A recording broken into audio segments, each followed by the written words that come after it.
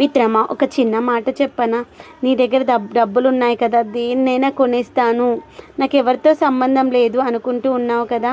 కానీ నీ దగ్గర ఎంత డబ్బు ఉన్నా కానీ నీ కోసం కన్నీళ్లు కార్చే వాళ్ళను, నువ్వు కష్టాల్లో ఉంటే నిన్ను ఆదుకునే వాళ్ళను డబ్బుతో కొనలేవు, గుర్తుపెట్టుకో. ఆ ప్రేమ అనేటువంటి నీ దగ్గర ఉంటేనే, ఎదుటి మనిషి చూపించేటువంటి ప్రేమను నువ్వు స్వీకరిస్తేనే బాగుంటుంది. డబ్బు ఉంది కదా అని నిన్ను దగ్గర తీసిన ప్రతి ఒక్కరిని చీకొడుతూ పోయావనుకో, నీకంటూ ఎవరు మిగలరు. మిగిలేది డబ్బు మాత్రమే. డబ్బుతో అన్నీ కొంటామనుకుంటాము, డబ్బుతో వెలకట్టలేనివి చాలా ఉంటాయి, గుర్తుపెట్టుకోండి. డబ్బులు ఉన్నాయని విర్రవీగే వాళ్ళందరి కోసం ఈ యొక్క వీడియో. పోయేటప్పుడు ఏమైనా ఎత్తుకుపోతావా డబ్బులు? ఒక్కసారి ఆలోచించు. నీకు ఆకలేస్తే అన్నం తింటావా? దాహం వేస్తే డబ్బులు తింటావా?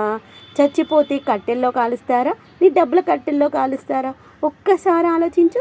నీ దగ్గర డబ్బులు ఉన్నాయని విర్రవీగిన నువ్వైనా, డబ్బులు లేవు అని చులకన చూసేటువంటి వాళ్ళనైనా కానీ కాల్చేది కట్టెల్లోనే, పోయేది మట్టిలోకే. అది గుర్తుపెట్టుకో.